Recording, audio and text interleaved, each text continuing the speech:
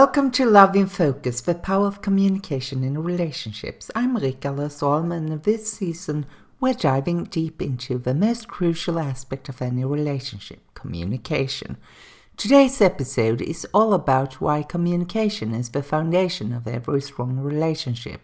Whether you're in a new relationship, married for years, or looking to strengthen your connection with your partner, the way you communicate can make all the difference.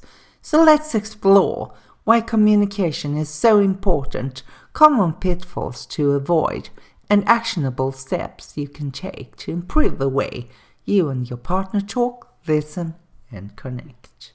Welcome to Love in Focus, the power of communication in relationships.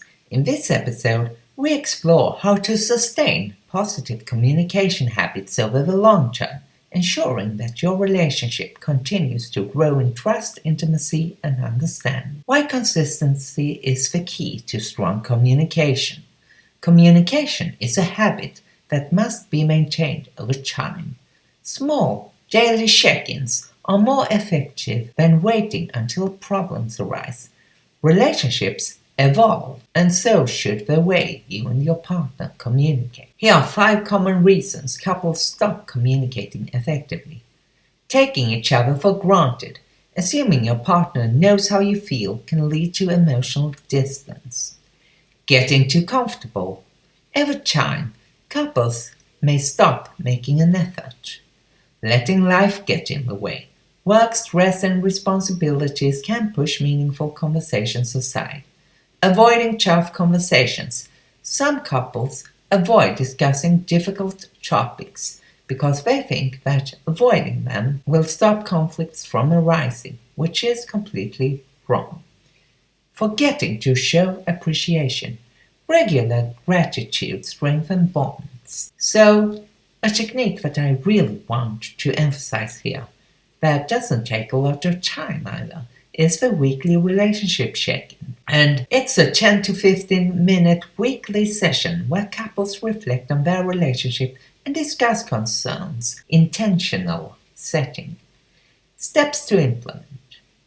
Choose a time and place. Find a quiet time each week. Start with positives. Each partner shares something they appreciate about the other. Check in on emotional needs. Ask, how have you been feeling in our relationship this week? Address any issues respectfully. Use I statements to discuss concerns. And finally, make a plan for growth. Set small, actionable steps for the upcoming week. And I will give you an example and a case study to better illustrate what I mean. So let's start with a case study here. How Alex and Jordan strengthened their communication over time. Alex and Jordan had been married for 6 years. Over time, their daily conversations became transactional about bills and household responsibility instead of emotion streams and desires.